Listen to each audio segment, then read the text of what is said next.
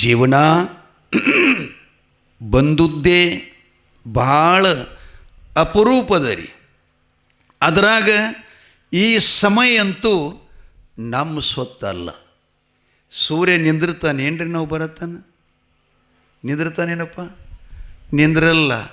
ದಿನ ನಿಂದಿರ್ತದೇನು? ನಿಂದ್ರಲ್ಲ. ಈಗ ದೇವರ ಹಿಪ್ಪರಿಗೆದಿಂದ ಗಂಗನಹಳ್ಳಿ ಗ್ರಾಮಕ್ಕೆ ಬಸ್ ಬರ್ತೈತಿ. ಬಸ್ ನಮಗಾಗೇನು ನಾವು ಬಸ್ಸಿಗಾಗ್ರಿ? ಬಸವರಾಜ, ಬಸ್ ನಮಗಾಗೆ ಏನು ಬಸ್ಸಿಗಾಗಿ ನಾವು ರೀ? ನಮಗಾಗಿ ಬಸ್ ಇಲ್ರಿ. ಕರೆಕ್ಟ್ ಮಾತು, ಹೌದು. ಅಂದ್ರೆ ಬಸ್ ನಮಗಾಗಿತ್ತು ಅಂತಂದ್ರೆ ನಾವು ಮನ್ಯಾಗ ಎಲ್ಲ ಸವರ್ಸ್ಕೊಂಡು ಹೋಗೋ ತನಕ ಬಸ್ ಸ್ಟ್ಯಾಂಡ್ ಮೇಲೆ ನಿಂದಿರ್ತದೇನಪ್ಪ? ಯಾಕೆ?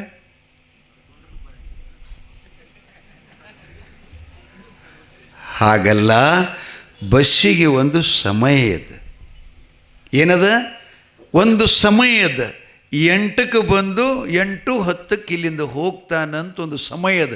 8:10 ಒಳಗಡೆ ಹೋದ್ರನ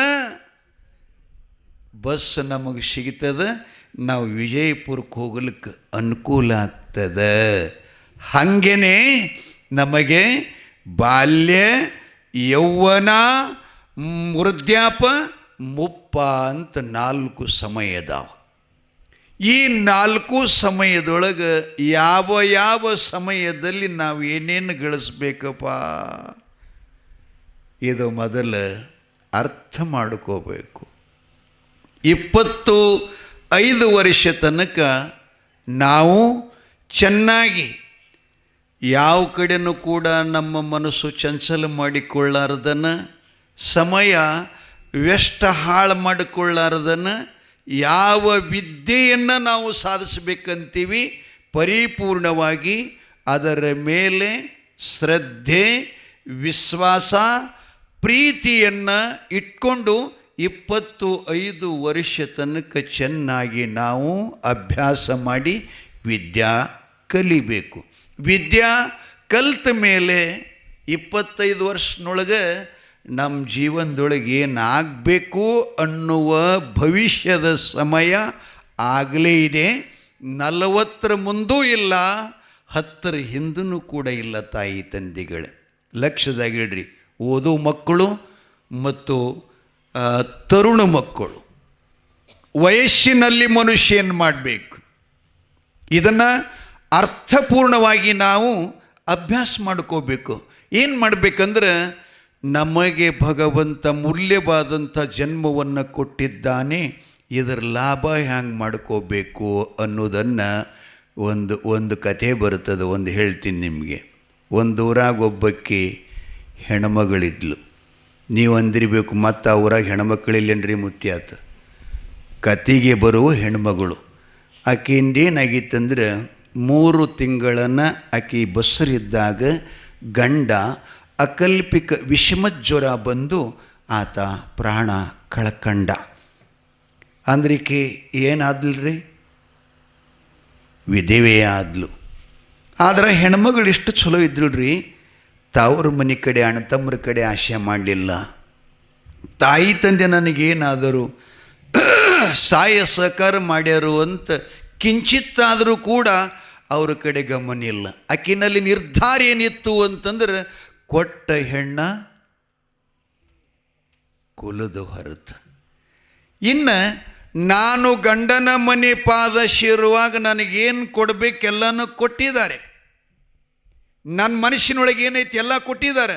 ಅಂದ ಬಳಿಕ ಈಗ ನನ್ನ ಪರಿಸ್ಥಿತಿ ಏನಾಗಿದೆ ಅಂತಂದ್ರೆ, ಗಗನಕ್ಕೆ ಹಾರುವ ಹಕ್ಕಿಯ ಒಂದು ರೆಕ್ಕೆಯನ್ನು ಮುರಿದಂತಾಯಿತು.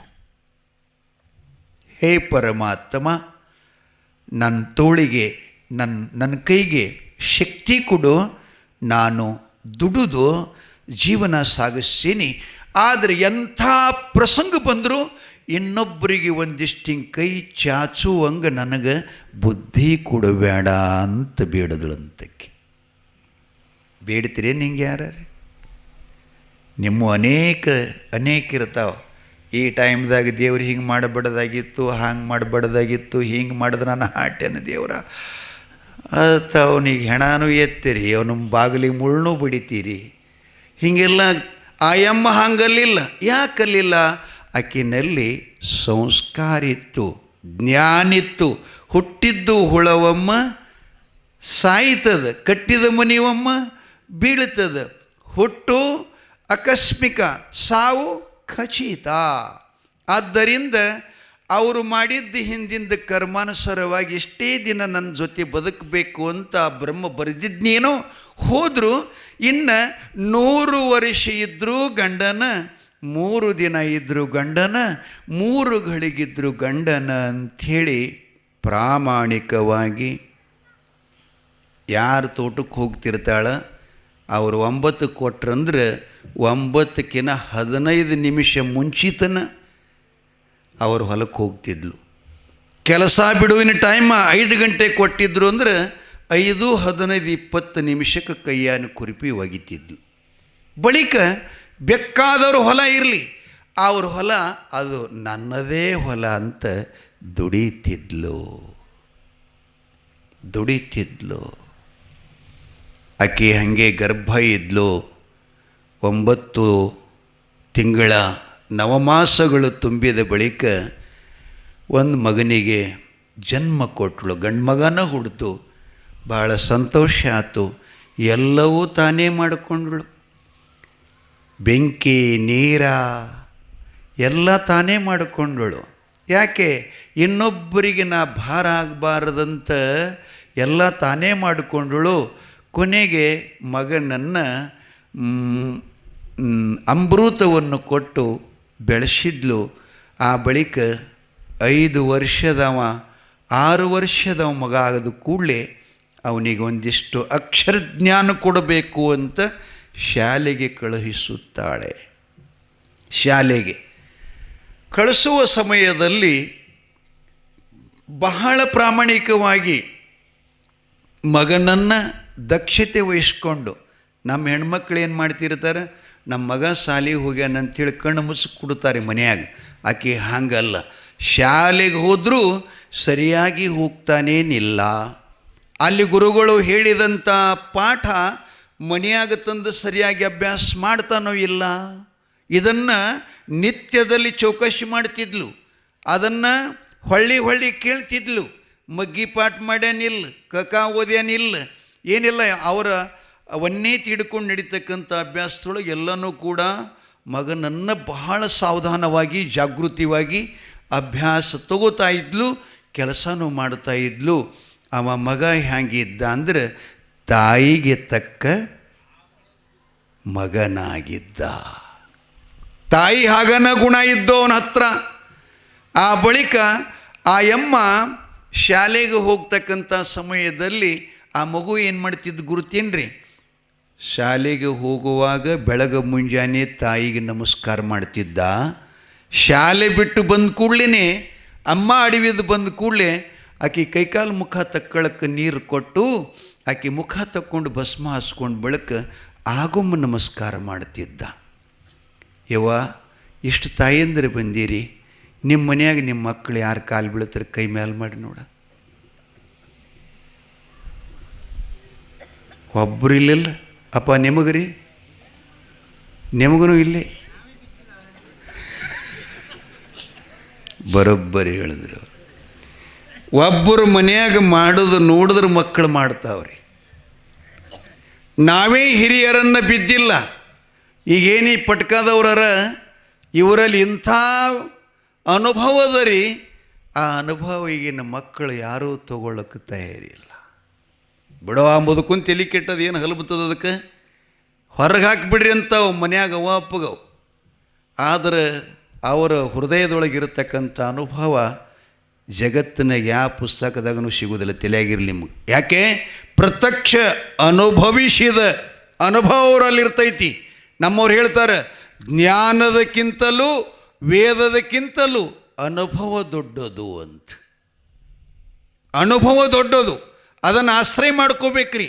ಈಗ ನಾವು ಇಷ್ಟೆಲ್ಲ ಬೆಳೆದೀವಿ ಅಂದ್ರೆ ಅಂಥವ್ರ ಜೊತೆ ಕೂತ್ಕೊಂಡೆ ಅವ್ರು ಹೇಳಿದ್ದು ಕೇಳಿನ ಅವರಿಗೆ ಅತ್ಯಂತ ಗೌರವ, ಅತ್ಯಂತ ಹಿರಿತನ ಕೊಟ್ಟು ಅವರ ಜೊತೆಯಾಗಿ ನಯ ವಿನಯಗಳಿಂದ ಬೆಳ್ಕೊಂಡು ಬಂದೀವಿ ಅಂತ ಈ ಜ್ಞಾನ ಬಂದಿದೆ ವಿನಃ ಮತ್ತದರಿಂದನೂ ಕೂಡ ಅಲ್ಲ ತಾಯಿ ತಂದೆಗಳೇ. ನಮ್ಮ ದೇಶದ ಸಂಸ್ಕೃತಿಯದ ಹಿರಿಯರನ್ನು ಕಂಡಾಗ ಗೌರವಿಸಬೇಕು ಅಂತ. ಅವ್ರು ಎದ್ರ ಕ್ವಾಣಿನಂಗೆ ಹೋಗಬಾರ್ದು. ಹೆಂಗೆ ಹೋಗಬೇಕು? ಹೇಗೆ ತಾಗಿ ಬಾಗಿ ಹೋಗಬೇಕು. ನಮಸ್ಕಾರ ಮಾಡ್ತಿದ್ದ ಮಗ. ತಾಯಿ ಬರೋಕ್ಕಿಂತ ಮುಂಚಿತ ಮನೆ ಕಸ ಹುಡಿತಿದ್ದ, ನೀರು ತುಂಬಿಡ್ತಿದ್ದ, ಹೊರಗಿನ ಕಟ್ಟಿಗೆ ಕೊಳ್ಳ ತಂದು ಒಲೆ ಮುಂದಿಡ್ತಿದ್ದ, ದೀಪ ಹಚ್ತಿದ್ದ, ಶಾಲೆಗೆ ಹೋಗ್ತಿದ್ದ. ಇವನಿಗೆ ಆದರ್ಶ ವಿದ್ಯಾರ್ಥಿ ಅಂತ ಕರೀತಾರೆ. ನಂತರ ಒಂದು ಸಲ ಏನಾತ್ರಿ, ಅವ 8ನೇ 9ನೇ ತರಗತಿ ಓದ್ತಿದ್ದ.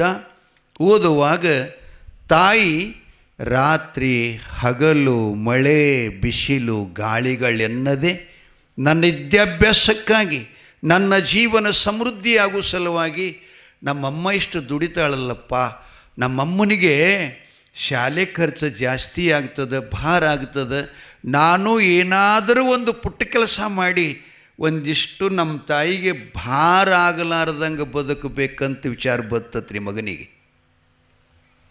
ಭಾರ ಆಗಲಾರ್ದಾಗ ಏನು ವಿಚಾರ ಬಂತು ಅಂದ್ರೆ, ಒಂದು ಕೆಲಸ ಮಾಡಬೇಕಂಥೇಳಿ ಏನಿಲ್ಲ, ಏನು ದೇವರ ಹಿಪ್ಪರಿಗೆ ಅಥವಾ ಇಂಡಿ ಬೇಡ, ವಿಜಯಪುರದಿಂದ ಬರತಕ್ಕಂಥವು ಇವು ಪೇಪರ್ಗಳದಾವಲ್ರಿ, ಸಂಯುಕ್ತ ಕರ್ನಾಟಕ, ಪ್ರಜಾವಾಣಿ, ವಿಜಯವಾಣಿ ಇವವಲ್ಲ, ಈ ಪೇಪರ್ಗಳನ್ನು ತರಿಸ್ಕೊಂಡು ಊರಾಗ ಯಾರ್ಯಾರು ಅದನ್ನು ಓದ್ತಿರ್ತಾರೆ ಅವರು ಮನೆಗೂ ಇದು ಮುಟ್ಟಿಸ್ತಿದ್ದಂತೆ. ಅದರಿಂದ ಬಂದ ಹಣದಿಂದ ತನ್ನ ಪಠ್ಯಪುಸ್ತಕದ ಖರ್ಚ ಮತ್ತು ಶಾಲೆಯ ಡ್ರೆಸ್ ಅವನೇ ಸ್ವಂತ ಮಾಡ್ಕೋತಿದ್ದಂತೆ. ಆ ಬಳಿಕ ಏನಾದರೂ ದುಡ್ಡು ಉಳೀತು ಅಂತಂದ್ರೆ ಒಂದು ಡಬ್ಬಿ ಮಾಡಿ ಆ ಡಬ್ಬ್ಯಾಗ ಹಾಕ್ತಿದ್ನಂತೆ. ಬಳಿಕ ಬಸವಣ್ಣನ ಜಾತ್ರೆ, ದೇವರಾಯ ಮುತ್ತಿನ ಜಾತ್ರೆ ಬಂದಾಗ ಆ ಡಬ್ಬಿ ಒಡೆದ ಬಳಕ ಅದ್ರಾಗ ಎಷ್ಟು ಹಣ ಇರ್ತಾವ ಅದನ್ನು ತಗೊಂಡು ತಾಂಬಾಕು ಹೋಗಿ ಅವ್ರ ಅಮ್ಮಗೆ ಶೇರಿ ತಂದು ಕೊಡ್ತಿದ್ನಂತ. ಇನ್ನೂ ನೌಕರಿ ಹತ್ತಿಲ್ರಿ. ನೌಕರಿ ಹತ್ತು ನಮ್ಮ ಮಕ್ಕಳಿಗಂದ್ರೆ ಅವರು ವಿಜಯಪುರದಾಗ ಮನೆ ಮಾಡ್ತಾರೆ ರೀ. ಇಲ್ಲಿ ಅವರೆಲ್ಲಪ್ಪೋ ಸಿಟ್ಟಿಗೆ ಬಂದಿರಿ. ಮತ್ತು ನಾ ಕಾಡ್ದು ಹೇಳ್ತೀನಿ ನಾ, ನೌಕರಿ ಹತ್ತಂದ್ರೆ ಇಂಡ್ಯಾಗ ಮನೆ ಮಾಡ್ತಾರೆ, ನೌಕರಿ ಹತ್ತಂದ್ರೆ ಹಿಪ್ರಿಯಾಗ ಮನೆ ಮಾಡ್ತಾರೆ. ಎಲ್ಲಿ ಯಾಕೆ ಮಾಡಲ್ಲ? ಇವ ಏನೋ ನೌಕರಿಗೆ ಹೋಗಿಲ್ಲರಿ, ನೌಕರಿಗೆ ಹೋಗಿಲ್ಲ. ಹಿಂಗೆ ತಾಯಿಗೆ ತಂದು ಕೊಡ್ತಿದ್ದ. ತಾಯಿ ಅವನ ತಕ್ಕಿ ಬಡ್ಕೊಂಡು, ಯಪ್ಪ ತಂದೆ ಇಲ್ಲದ ಮಗ ಅಂಥೇಳಿ ನಾ ಹೈರಾಣ ಆಗ್ತೀನಿ ಅಂತ ಇಷ್ಟು ಕಷ್ಟಪಡ್ತೀಯ? ಏನು ಮಗ, ಎಂಥ ಹುಟ್ಟಿದೆಪ್ಪ ನನ್ನ ಹೊಟ್ಟೆಲಿ ಎಂತಕ್ಕಿ ಕಣ್ಣೀರು ಹಾಕ್ತಾ ಇದ್ಲು. ಮಗ ಹೇಳ್ತಾನೆ, ಅಲ್ಲಮ್ಮ, ಮಗಾಗಿ ಹುಟ್ಟಿದ್ದು ಪ್ರಯೋಜನ ಬೇಕಲ್ಲ, ಸಾರ್ಥಕತೆ ಆಗಬೇಕಲ್ಲ. ಹುಟ್ಟಿದಾಗಿನಿಂದ ನೀನು ದುಡಿಬೇಕಾ? ಅರ್ಥ ಮಾಡ್ಕೋಬೇಕಲ್ಲ. ನಮ್ಮಮ್ಮ ನನ್ನ ಸಲುವಾಗಿ ಎಷ್ಟು ಕಷ್ಟ ಮಾಡ್ತಾಳೆ ಅಂತಕ್ಕಂಥದ್ದು ಮಗುವಾಗಿದ್ದವ ಅರಿವು ಮಾಡಿಕೊಳ್ಳಿಲ್ಲ ಅಂದ್ರೆ ಅವ ಮಗಾಗಿ ಹುಟ್ಟಿದ್ದೇನು ಪ್ರಯೋಜನ, ಏನು ಪ್ರಯೋಜನ ಅಂತ ತಾಯಿ ಹೇಳ್ತಿದ್ದ. ಒಂದು ಸಲ ಹೀಗಾತ್ರಿ, ಸ್ಕೂಲ್ ಬಿಟ್ಟು ಮನೆಗೆ ಹೊಂಟಿದ್ದ. ಸ್ಕೂಲಿನಿಂದ ಮನೆಗೆ ಬರ್ತಿದ್ದ. ಬರೋ ಸಮಯದೊಳಗೆ ದಾರ್ಯಾಗ ಒಂದು ತೊಲಿ ಬಂಗಾರದು, ಅದಕ್ಕೆ 1,00,000 ರೂಪಾಯಿ ಹರಳಾಯಿತ್ರಿ ಆ ಉಂಗುರಿಗೆ. ಹಿಂಗೆ ಅದನ್ನು ಸಿಕ್ತವನಿಗೆ. ಸಿಕ್ಕಾಗ ತಗೊಂಡ ನೋಡ್ತಾನೆ. ಹಂಗೆ ನಮಗೆ ಸಿಕ್ತಂದ್ರೆ ಸಂತೋಷ ಆಗ್ತದಿಲ್ಲರಿ? ಸಂತೋಷ ಆಗ್ತದಿಲ್ಲ? ಅವನಿಗೆ ಚಿಂತೆ ಆಯಿತಂತ. ಉಂಗುರ ಸಿಕ್ಕ ಬಳಕ ಚಿಂತೆ ಆಯಿತಂತ. ಏನು ಚಿಂತೆ ಆಯಿತು ಅಂತಂದ್ರೆ, ಈ ಉಂಗುರ ಏನು ಕಳ್ಕೊಂಡನಲ್ಲ, ಆ ಮನುಷ್ಯ ಏನು ಮನೆಗ್ಯಾನೋ ಊಟ ಮಾಡ್ಯಾನೋ ಇಲ್ಲೋ ಎಷ್ಟರೇ ಮನುಷ್ಯಗೆ ತಾಪ ಮಾಡಿಕೊಂಡಾನು, ಎಷ್ಟು ಟೆನ್ಷನ್ ಆಗಿರ್ಬೇಕಪ್ಪ ಅಂತ ಈ ಮಗು ಉಂಗುರ ಕೈಯಾಗಿ ಹಿಡಿದು ಹಿಂಗೆ ವಿಚಾರ ಮಾಡ್ತಾನೆ. ನಮ್ಮಂಥವ್ರಾದ್ರೆ ತಾಂಬಾದ ಸಂತ್ಯಾಗ ಒಂದು 5 ರೂಪಾಯಿ ಗಿನ್ನಿ ಕೆಳಗೆ ಬಿದ್ದಿತ್ತಂದ್ರೆ ಮ್ಯಾಲೆ ಕಾಲು ಕೊಟ್ಟಿನಿದ್ರು ಅವ್ರು. ನಾವು ಭೀಮರಾಯ ಯಾರು ನೋಡಿಗಿಡ್ಯಾರ ಅಂತೇಳಿ ಅವ್ರದ್ದು ಯಾಕಂತೀರಿ, ನಾನೇ ಇಟ್ಟಿನ್ರಿ ಹಂಗೆ ಒಂದು ಸಲ. ನಾನು ಹೈಸ್ಕೂಲ್ಗೆ 8ನೇ ತರಗತಿ ಓದ್ತಿದ್ದೆ ಅಕ್ಕಲಕೋಟಕ್ಕೆ. ಹೋಗಾಗ ₹1 ಸಿಕ್ಕಿತ್ರಿ ನನಗೆ. ₹1 ಬಿದ್ದಿತ್ತು ಯಾವುದೋ ಕಿಶದಂದು. ನಾ ಹಾಫ್ ಪ್ಯಾಂಟ್ ಮೇಲೆ ಶಾಲೆಗೆ ಹೋಗ್ತಿದ್ದೆ. ನನ್ನ ಜೊತೆ 4-6 ಹುಡುಗರಿದ್ದರು. ಅದನ್ನು ಹೋಗಿ ನಾ ಅದ್ರ ಮೇಲೆ ಕಾಲಿಟ್ಟು ನಿಂತೆ. ಅಂದರೆ ಇವ್ರು ಯಾರು ನೋಡಿ ತಗೋತಾರಂತೇಳಿ ನಿಂತೆ. ಹಂಗೆ ನಿಂತ್ಕೊಂಡೆ. ನಾ ಸ್ವಲ್ಪ ಸುಮ್ಮನೆ ಕಾಲು ತುರ್ಸ್ಕೊತ ನಿಂತೆ. ಅವ್ರು ನನ್ನ ಜೊತೆಯವ್ರು ಹುಡುಗರು ಅಂದರು, ಮಧು ಬಾ ಅಲ್ಲಿ ಹೋಗುನ್ ಶಾಲಿಗಂದರು. ಬರ್ತೀನಿಪ್ಪ, ಸ್ವಲ್ಪ ಕಾಲು ತುರ್ಸಲ್ಕತ್ತದ, ಬರ್ತೀನಿ ನಡ್ರಿ ಅಂದವರಿಗೆ. ಯಾವ್ದ್ರ ಕಾಲಾಗ್ರಿ? ₹1 ಕಾಲಾಗ. ಆ ಬಳಿಕ ಅವ್ರು ಮುಂದಕ್ಕೆ ಹೋದರು. ಕಾಲು ಎತ್ತಿ ತೊಗೊಂಡು ಕಿಶದಾಗ ಹಾಕ್ಕೊಂಡೇವ್ರಿ. ಅವತ್ತು ನೋಡ್ಬೇಕ್ರಿ ನನ್ನ ಹೌಸ. ಈ ಶಾಲೆಗೆ ನನ್ನ ಶ್ರೀಮಂತರು ಯಾರೂ ಇಲ್ಲ ಅಂತಿದ್ದೆ. ಬಸವನ ಸಂಗೊಳಿಗಿದಿಂದ ಅಕ್ಕಲಕೋಟಕ್ಕೆ ಟಿಕೆಟ್ ಎಟ್ಟಿತ್ತು ಅಂತಂದ್ರೆ 60 ಪೈಸೆ ಇತ್ತು. ಫುಲ್ ಟಿಕೆಟ್ 60 ಪೈಸೆ ಇದ್ದಾಗ ನನಗೆ ₹1 ಸಿಕ್ಕರೆ ಎಷ್ಟು ಹೌಸಾಗಿರ್ಬೇಕು ಹೇಳಿ ನೋಡೋಣ. ಇದು 1985ರಲ್ಲಿ ಹೇಳಕತ್ತೀನಿ ಮಾತು ನಿಮಗೆ. ತಗೊಂಡೇವ್ರಿ, ಶಾಲೆಗೆ ಹೋದೆವು. ಮುಂದೇನಾತ್ರಿ, ಆಟ ಆಡ್ಲಿಕ್ಕೆ ಬಿಟ್ಟರು. ಕಬಡ್ಡಿ ಆಟ ಆಡ್ಲಿಕ್ಕತ್ತೀವ್ರಿ.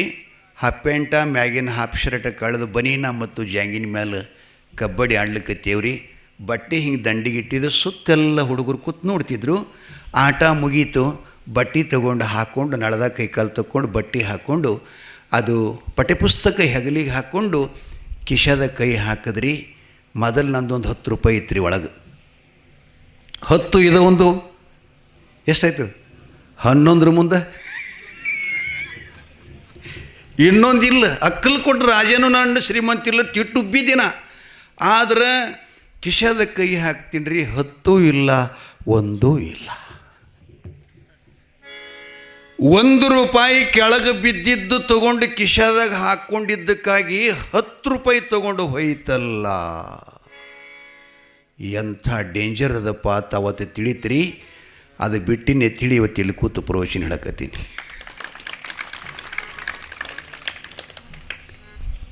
ಮಗು ಮನೆಗೆ ಬಂದ. ಅವ ಮನೆಗೆ ಬಂದ. ಯಾವ್ರಿ ಅವ? ಉಂಗುರ ಸಿಕ್ಕ. ಮನೆಗೆ ಬಂದು ಅಮ್ಮನಿಗೆ ನಮಸ್ಕಾರ ಮಾಡ್ತಾನೆ. ನಮಸ್ಕಾರ ಮಾಡಿ ಈ ಬೂತ್ ಹೆಚ್ಕೊಂಡು ಅದು ಕಿಶಾದಾಗಿನ ಉಂಗುರ ತೆಗೆದು ತಾಯಿಗೆ ತೋರಿಸ್ತಾನೆ. ಅಮ್ಮ, ಈ ಉಂಗುರ ಸಿಕ್ಕಿದೆ ಅಂತ ಹೇಳ್ದ. ತಾಯಿ ಅಂದ್ಲು, ಹೌದಾಯಪ್ಪ ಅಂತಂದ್ಲು. ಅದಕ್ಕವ ನನಗೊಂದು ಇಚ್ಛೆ ಆಗ್ಯದ. ಏನಂದ್ರೆ ಈ ಉಂಗುರ ಕಳೆದ ಮನುಷ್ಯನಿಗೆ ಹುಡುಕಿ ಒಯ್ದು ಕೊಟ್ಟು ಬರಬೇಕು ಅಂತ ನಾ ವಿಚಾರ ಮಾಡೀನಿ ಅಂದ. ಹಿಂಗೆ ಯಾರು ಅಂದಾರೇನಪ್ಪ? ಹಾಂ, ಕಾರಣ ಅಂದರೆ ಶಾಲೆ ಒಳಗೆ ನಾವು ಪ್ರಾರ್ಥನಾ ಮಾಡ್ತೀವಲ್ಲ, ಪುಟ್ಟ ಮಾಡ್ತೀರಿಲ್ಲ ಮುಂಜಾನೆ ಶಾಲೆಗೇನು ಪ್ರಾರ್ಥನಾ ಮಾಡ್ತೀರಿ? ಹಾಂ, ಪ್ರತಿಜ್ಞೆ ಅಂತೀರಿ ನೋಡು. ಭಾರತ ನನ್ನ ದೇಶ, ಭಾರತೀಯರೆಲ್ಲರೂ ನನ್ನ ಬಂಧು ಭಗಿನಿಯರು. ಆ ಹುಡುಗ ಉಂಗುರ, ಜಾತಿ, ಮತ, ಕುಲ, ಗೋತ್ರ, ನಮ್ಮವ ನಿಮ್ಮವ, ರಕ್ತ ಸಂಬಂಧ ಏನೂ ವಿಚಾರ ಮಾಡಲಿಲ್ಲವ. ಭಾರತ ದೇಶದೊಳಗಿರುವ ನಮ್ಮ ಹಳ್ಳಿಯೊಳಗೆ ಒಬ್ಬ ಮನುಷ್ಯನ ಉಂಗುರ ಕಳೆದಂದ್ರೆ ಆ ಕಳೆದ ಮನುಷ್ಯ ನಮ್ಮವನೇ ಅಂತ ವಿಚಾರ ಮಾಡ್ತಾನೆ. ಮಾಡಿ ಅಮ್ಮಗೆ ಹೇಳ್ತಾನೆ, ಅಮ್ಮ ಇದು ಉಂಗುರ ಕೊಡಿಸ್ಬೇಕಂದ ಕೂಡಲೇ ತಾಯಿ ಅಂದ್ಲಂತ, ಯಪ್ಪ ನಾನು ರಂಡಮುಂಡಿ ಹೆಣ್ಮಗಳು, ನೀ ಅನಾಥ ಮಗ, ತಂದಿ ಇಲ್ಲದ ಮಗ, ಪರದೇಶಿ. ಅದಕ್ಕೆ ಉಂಗುರ ಯಾರ್ದು ಕಳೆದೈತಿ ಅಂತ ಊರಾಗ ಹುಡ್ಕೋತ ಹೋದಿ ಅಂದ್ರೆ ಈ ಊರಾಗ ಇಂತಿಂಥವ್ರು ಇರ್ತಾರೆಯಪ್ಪ. ಒಬ್ಬೊಬ್ಬರು ಸುಳ್ಳಿಗೆ ಖರೆ ಮಾಡೋರದಾರ, ಖರೇಕ ಸುಳ್ಳು ಮಾಡೋರದಾರ. ಹಂಗೆ ಕಳೀಲಾರ್ದನ ನಂದ ಕಳೆದೈತಿ ಅಂತ ನಿನ್ನ ಕೈಯನ್ನು ತಗೊಂಡ ಅಂದ್ರೆ ನಿನಗೆ ಸಿಕ್ಕುದೇನು ಪ್ರಯೋಜನ ಆಗ್ತದಪ್ಪ? ಅದಕ್ಕೆ ಯಪ್ಪ ಈ ಉಂಗುರ ಎಲ್ಲಿ ಬಿದ್ದಿತ್ತು ನೋಡು ಅಲ್ಲೇ ಇಟ್ಟು ಬಾ ಅಂದಳಂತ. ತಾಯಿ ಅಲ್ಲೇ ಇಟ್ಟು ಬಾ ಅಂದಳಂತ್ರಿ. ಇಂಥವರಿಗೆ ತಾಯಿ ಅಂತ ಕರಿಬೇಕಾಗ್ತದೆ. ಮಗ ಹೊರಗಿಂದ ಏನಾರು ತೊಗೊಂಡು ಬಂದು ಬೆಳಕು ಗಪಕ್ಕೆ ತೊಗೊಂಡು ಉಡ್ಯಾದಾಗ ಇಟ್ಟು ಇದು ಪೇಟ್ಯಾಗ ಮುಚ್ಚಿಡ್ತೀಳ ಅಂದ್ರೆ ತಾಯಿ ಅಲ್ಲ, ಮಾಯಿ ಏಕಿ. ಆ ಮಗುವಿನ ಪಾಲಿನ ರಾಕ್ಷಸಿ ಏಕಿ.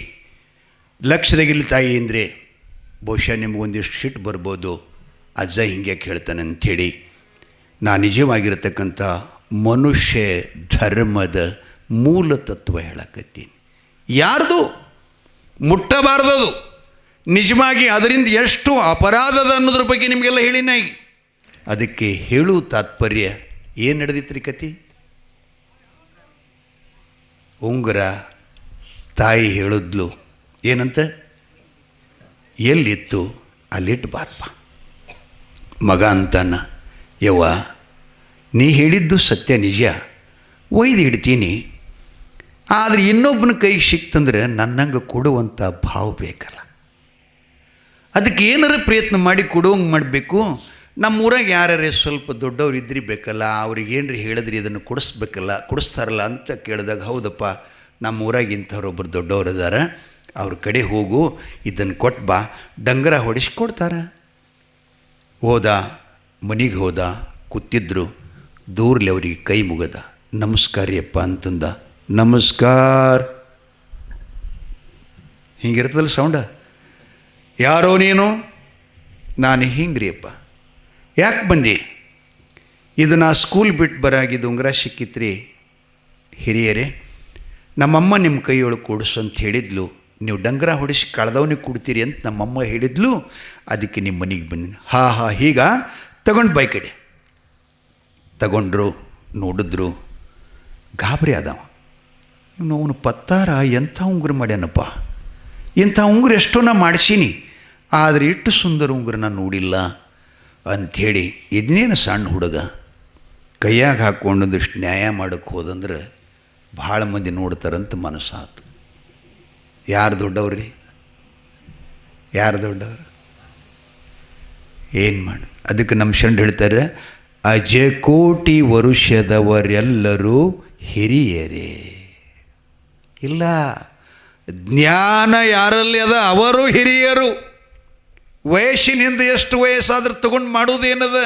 ಜ್ಞಾನ ಇಲ್ಲದೆ ಇದ್ದರೆ ಅವ್ರು ಹೇಳ್ತಾರೆ, ಆ ಬಾತಿಕ ಬಾರದ ವಸ್ತು ಎಷ್ಟಿದ್ದರೇನು ಫಲ. ಅಂಧಕನ ಕೈಯೊಳಗ ಕನ್ನಡಿ, ಮಂಗನ ಕೊರಳೊಳಗ ಮಾಣಿಕ್ಯ, ಷಂಡನ ಕೈಯೊಳಗ ಹೆಣ್ಣ, ಕತ್ತಿ ಮುಂದೆ ಕರಿಗಡಬ ಇಟ್ರಿ ಎಂದರೆ ಉಪಯೋಗ ಆದಿತ್ತೇನು? ಆದಿತ್ತೇನು? ಹಾಗೇ ಉಂಗುರ ತಗೊಂಡ ಕೊಡಬಾರ್ದಂತ ಮನಸ್ಸು ಬಂತು. ಒಂದಿನ ಹೋತು, 2 ದಿನ ಹೋತು, 3 ದಿನ ಹೋತು. ಮಗ ಅಂದ, ಅವರಿಗೆ ದೊಡ್ಡವರು ಕೆಲಸ ಭಾಳ ಇರ್ತಾವ, ನೆನಪಿರ್ಲಿಕ್ಕಿಲ್ಲ ಅಂತ ಅವ್ರಿಗೆ ಮತ್ತೆ ಹೋದರೆ ಅವು 3 ದಿನ ಬಿಟ್ಟು ಅವ್ರ ಮನೆಗೆ ನಮಸ್ಕಾರಿ ಅಂದ. ಅವ್ರು ತಿಳ್ಕೊಂಡ್ರು ಬಹುತೇಕ ಇವ ಬೆನ್ನು ಬಿಡಂಗೆ ಕಾಣಲ್ಲ ಮಗ, ಕತ್ತರಿಸಿ ಬೈಬೇಕು ಇವನಿಗಂದ್ರು. ಏನೋ ಬುದ್ಧಿಗೇಡಿ ಮಗನೇ, ನನಗೇನಾಟ ಸಣ್ಣವ ತಿಳ್ಕೊಂಡಿಯಾ? ಅಲ್ಲ, ಅದು ಉಂಗುರ ನೆನಪು ಮಾಡಿ ಕೊಡಕ್ಕೆ ಬಂದೇನ? ನನಗೆ ದಿನನಿತ್ಯದಲ್ಲಿ 1000 ಕೆಲಸಗಳು. ಈ ರೀತಿಯಾಗಿ ಇನ್ನೊಂದು ಸಲ ನನ್ನ ಮನೆಗೆ ಬಂದರೆ ಹಲ್ಲು ಉದುರಿಸಿಬಿಡ್ತೀನಿ ಮಗನೇ. ಕೈ ಮುಗಿದ. ಇವರು ಕೊಡೋದಿಲ್ಲ ಅನ್ನೋದು ಗೊತ್ತಾಯ್ತು. ಯಪ್ಪ ನಾ ಬರೋದಿಲ್ಲರಿ ಅಂತ ವಾಪಸ್ ಮನೆಗೆ ಬಂದ.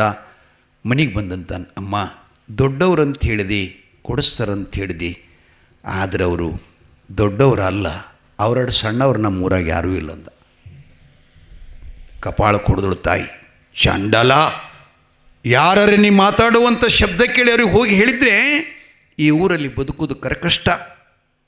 ಇನ್ನೊಂದು ಸಲ ಅವ್ರ ಬಗ್ಗೆ ನೀನು ನಾಲಿಗೆ ಎತ್ತಿದ್ರೆ ನಾಲಿಗೆ ಕತ್ತರಿಸಿ ಹಾಕ್ಬಿಡ್ತೀನಿ ಅಂತ ತಾಯಿ ಹೆದರಿಕೆ ಹಾಕಿದ್ಲು. ಅವರು ದೊಡ್ಡವರು ಮಲ್ಕೊಂಡ್ರು. ರಾತ್ರಿ ಕನಸು ಬಿತ್ತರಿ. ಬೀಳ್ತಾವಿಲ್ರಿ ಕನಸು? ಬೀಳ್ತಾವಿಲ್ರಿ? ದಿನ ಬೀಳ್ತಾವೆ, ಗೊತ್ತದು.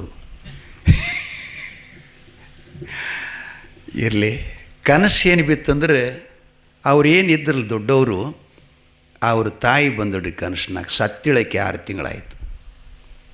ಮಗನ ತಲೆ ಮೇಲೆ ಕೈ ಆಡಿಸಿ ವಾತ್ಸಲ್ಯ ಇರ್ತದೆ ತಾಯಿದು. ಅಪ್ಪ ಆರಾಮದೀಯಾ? ಸೊಸೆ ಆರಾಮದಾಳ? ಎಲ್ಲರೂ ಆರಾಮಿದ್ದೀರಿ? ಹ್ಞೂ ನಮ್ಮ ಆರಾಮದೀನಿ. ಆ ಬಳಿಕ ತಾಯಿ ಒಂದು ಮಾತಂದ್ಲು, ಅಲ್ಪ ನಾನು ನಿಮ್ಮ ತಂದೆ ನಮ್ಮೆಲ್ಲವ ಪುಡಿ ಪುಡಿ ಪುಡಿ ಮಾಡ್ಕೊಂಡೀವಿ. ಹುಣಿವೆಯಲ್ಲಿಲ್ಲ, ಮಾಶೆಯಲ್ಲಿಲ್ಲ, ರಾತ್ರಿಯಲ್ಲಿಲ್ಲ, ಪಂಚಕಲ್ಲಿಲ್ಲ. ಇಷ್ಟು ಒಬ್ಬನೇ ಮಗ ನಮಗೆ.